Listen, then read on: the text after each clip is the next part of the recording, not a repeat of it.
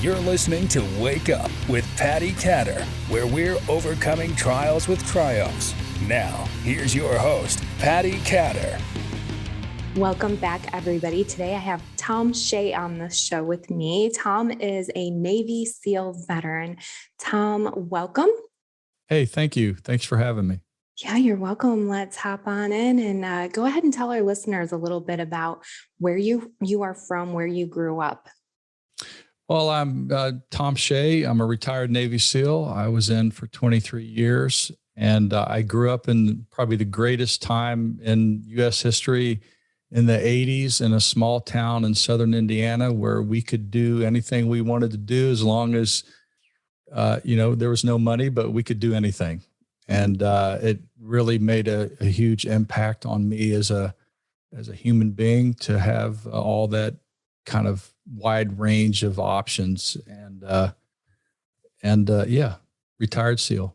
Mm-hmm. So let's get into your childhood a little bit because I think it's interesting. I was also an 80s kid and things have changed a lot, haven't they? I think so. Yeah. Yeah. So when you were little, did you want to join the military or what were your plans when you were small?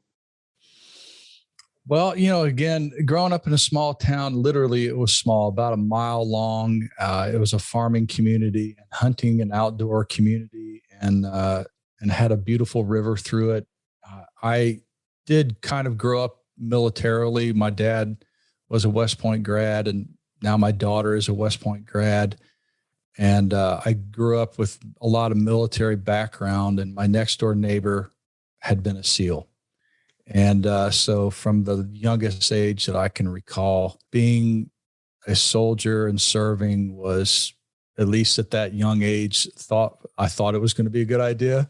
And looking back at it, I may have rethought it, but I did. I was very athletic and outdoorsy, and I grew up with, it may be not the right thing to say now, but it's okay. I grew up with guns and knives and hunted from the time I was probably 7. And it was like the sky was the limit, and there were no barriers except my ability to do something or not do something. Mm-hmm. Yeah, I grew up similarly. I don't remember any of my friends' homes not having a gun, including ours.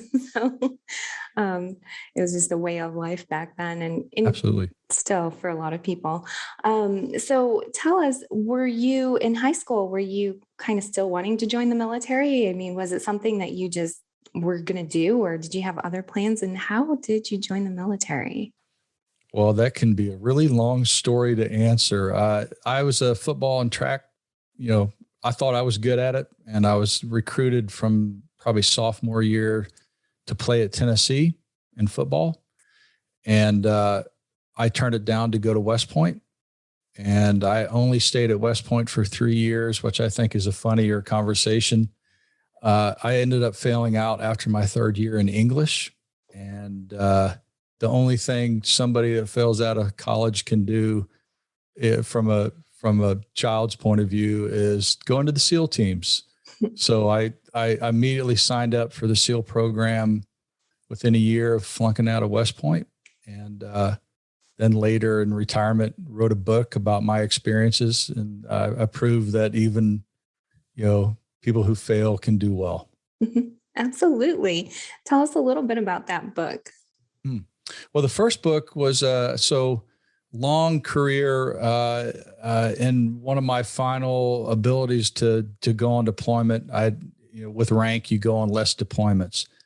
So I was enlisted, and when I was the chief of a platoon, I was gracefully allowed to go over to Afghanistan with my guys. And before going, my wife Stacy had asked me to write down lessons to the kids in case I died, and with no intent to be published. And so that 2009 deployment became a series of lessons that I wanted my kids to learn. And but then I returned, and so it sat on the shelf, and a series of emails and written in crayon and blood and dirt. And before retiring, Stacy said, "Why don't you put that into a manuscript?" Which I thought the process of writing was more difficult than combat for me. I'm sure there's people that are more intelligent, but it allowed me to express some things I wanted my kids to learn. And for some reason, it struck a chord. In retirement in 2014, she got it published without my kind of approval, which is what happens when you marry a strong woman. You think you're in charge, but you're really not. And so the book, I wrote a book called Spartan Woman, because one of the greatest lessons that you can pass on to your kids is that strong women make strong men. And but the publisher changed it to a title called Unbreakable, a Navy SEAL's Way of Life. And we launched it on Memorial Day, and much to my dismay. And so it hit New York Times bestseller, not because we knew what we were doing, but I think all parents want to pass on to their kids something. And there are a lot of great leadership and team lessons that you can codify in the book. And then it propelled my business career into mentoring leaders and building teams and investing in companies. Yeah, it sounds like you really have the theme of leaving that legacy for your kids, for those who are here after you're gone, which is really incredible. So when you were deployed, I'm assuming, how many times were you deployed? Oh boy, 6 times during a 23-year career. Wow. And so what years were you in the military altogether? I left in 2014. I had come in 89. So wow, hot minute there. Yeah, it felt like forever as well. Yeah. What were some of the high points in your military career, would you say? Well, I think a lot of high points. If you don't have a high point every year in your life, whether you're in the military or in business or even in school, it's hard to continue. So each year had tons of high points. One of the greatest things that I've ever experienced is finally making it through SEAL training. And it took me, I was the only one that was allowed 5 different times to try. So I was in 5 different hell weeks, which is, I don't recommend that to anybody. I don't think it did damage. You'd have to ask Stacy if it did any permanent damage to me. But the constant failing and having to rebuild, and then finally getting to Everest, so to speak, was a great high point. And then to be in charge of a SEAL platoon, I think was the second hell point or great point. The third one that was also very interesting was being an instructor in SEAL training and teaching guys to be better at things that are not easy to be better at. What a really great story of resilience too, because some people, once they fail once and then especially twice, I mean, a lot of them just throw in the towel. But that just goes to show you just keep going, you keep persevering. And I would assume too, the Navy would look for people who continue to try over and over. What would you tell those who are trying to get into becoming a Navy SEAL? It's not that easy, and you just can't say, I'm going to be a Navy SEAL, right? Oh man. So from, I think 1939 until now, the attrition rate has not changed. The numbers of people changes because you put a lot of people in the class, you still get a certain number through or percentage through. But everybody wants to, at a distance, do great things. Like not everybody wants to climb Everest, but the people that want to climb Everest think about it, but don't commit fully. So, and then in being an instructor, you see what it really takes. There's a way to tell people how to do this. And the best way to articulate, if you want to do something that's very difficult, is commit before you understand it. Like go full in, burn bridges. There's no other alternative. It doesn't matter if your parents don't care for you anymore. It doesn't matter if your girlfriend, wife says, hey, it's not the right idea. Don't listen to anybody. And especially once you're committed, don't listen to yourself anymore. Like your body won't want to do it. Your mindset will fracture. You just got to keep one foot in front of the other until, it's terrible to say it this way, until you die or make it through. Because that's the greatest advantage I think the SEAL teams offer over anybody else is the people who make it through. When they get committed to something, it's going to happen. And the only way to do that is commit before you even understand the process to it. Because if you look at what it takes to get through, I look at it and go, there's no way I would quit looking at it, how ominous it is. Because everything breaks you. It fractures your brain, fractures your body doesn't feel good. You're sick. Everything goes bad. There's a big divorce rate in the teams because the SEALs are more committed to the team than they are the family. And there's 1,000 reasons to quit and only one reason to stay, because you made the promise to be there. And so make that promise if you want to do it. Mm-hmm. Yeah. And I notice military community is really tight knit, but especially the Navy SEALs that I know.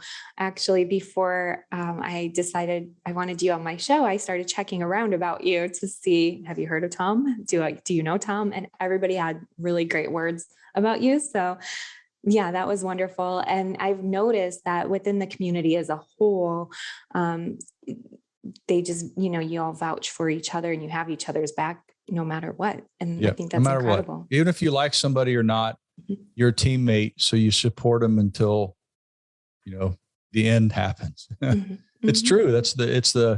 Imagine if you had that in relationships and business, 100% commitment, but you got to earn that every day. And it's a great place to grow up as a man or as a human being. To be around committed people is very transformative. Mm-hmm. And so what is one of the hardest times you would say that you've had in your life, either professionally or personally? In 2009, I ended up writing the book Unbreakable. Leading men during combat is the greatest and most difficult experience you can ever have. Meaning I didn't lead women, so I wouldn't have that comparative analysis. I would assume it's the same. During a 6-month deployment from April to October, I had 22 guys with me, and we were attached to a task unit, which is probably a cumulative of around 58 people. And one of the missions, we got overrun. So we thought we had the advantage. It's late in the day. And when I say late in the day, meaning it's 120 degrees all day long and you're tired and you're running out of water and your willpower gets fractured and you're like, man, I don't want to do this anymore. And what happened was the enemy kind of they shrank the circle onto us and they hit us with a very demonstrative barrage of bullets and RPGs. And we got overwhelmed. And I was blown up into a room and I'm laying on the ground. And I admit it now that I kind of gave up. I'm laying there thinking that I had been knocked out, thought that I'd been hit because everything hurt. And I had given up.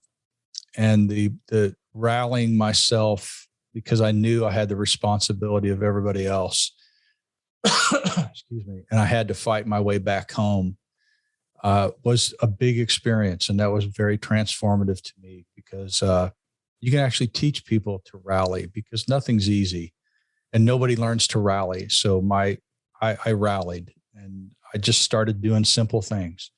I can pick up my gun and fight till I'm dead. So I started processing that next few steps. And by the grace of God, it all worked out, meaning we fought for about 45 minutes and then we were out of ammo. And I called in a jet to support us and had him drop bombs on our location and ended up, we thought because we were out of ammo, we don't want to be captured. So we're like, hey, you might want to just drop on us because we're not going to be able to fight. And at that point, we were outnumbered 36-8, and there were only 8 of us in this position. And that whole process of all your 5 senses really snapping and fighting for each other and making it through was the most transformative experience that I'd ever had. And probably will never have something close to that again. And hopefully that made sense in the book. it's very not difficult to talk to, but it's difficult to make sense of, is when you're at your lowest, there's always something more. And that's what they teach in the SEAL training, is no matter how difficult it is, there's 2 more steps that you can make. Even though you may die on the 3rd step, keep making steps and keep processing simple things. And that became the cornerstone of what I think success is. Mm-hmm. Wow. What are you doing now? I know you're promoting your books. It seems like you have kind of a lot going on. Well, I wrote a second book called 3 Simple Things. And I think it's 2 years old now. We launched it at the beginning of COVID, and then the world changed. So we were used to change, just not at the beginning of a launch. And so when I retired, I didn't know what I was going to do. So Unbreakable kind of pushed us into the public space. And I'm very interested in the impact that leaders have on everybody. Even though a leader that you've never met has impacted you, and people don't understand that, the ability to lead yourself, lead businesses, lead your family is a teachable skill set and has profound impact on hundreds and thousands of people. So all I do now, not all, but one of the big pillars of what I do now is I consult and help leaders to be better human beings and better leaders, and have a business now that we have 4 other instructors that help teach a curriculum that I designed. And we teach probably 1 seminar every 2 months. Mm-hmm. That's amazing. Where can people find you on social media? Well, on Instagram, I'm Unbreakable Leadership. On, I think, Facebook, it's Unbreakable Leadership as well. And our website is unbreakableleadership.com. And I would say that we're really responsive. All the instructors are really interested in developing and mentoring other people. So we answer rather quickly. Mm-hmm. So people can hire you to speak. They can take your training. And where can they buy your books? Well, the book is on, I think the best platform to buy it is Amazon, because everybody knows of Amazon. So Unbreakable, A Navy SEAL's Way of Life, is probably 9 years old now. Can't even believe that. And then 3 Simple Things, Leading During Chaos, is also on Amazon. And I have seen the impact that it has on people. It's great. Mm-hmm. Mm-hmm. Awesome. Well, Thom, is there anything else that you'd like to add before we wrap up today? Imagine if you, like what we were talking about, imagine if your life was built on not quitting, like being committed and not quitting. What would be possible for you if you learn not to quit on anything? Like if you made a commitment that you actually did that until it happened. That's a transformative conversation that everybody can learn and everybody can apply in most areas of life. And that answering that question is what we do. I'm going to post that in my group too. I'm going to ask everybody, what's that one thing that if you didn't give up, what would you do? Right. Wonderful. That's a beautiful way to look at it. Mm-hmm. Absolutely. Oh my goodness. Thom, thank you so much. You're such an inspiration. And I love that you're still helping people. I find it amazing that most of our military, they're either ETS or they retire and then they jump into doing something else to continue to help others. And I think that's really an amazing outlook. Thom, again, what is your website one more time? Unbreakableleadership.com. All right. And those of you watching, you're going to see it on your screen. Those listening, you're going to find all the links to Thom's social media and website in the notes.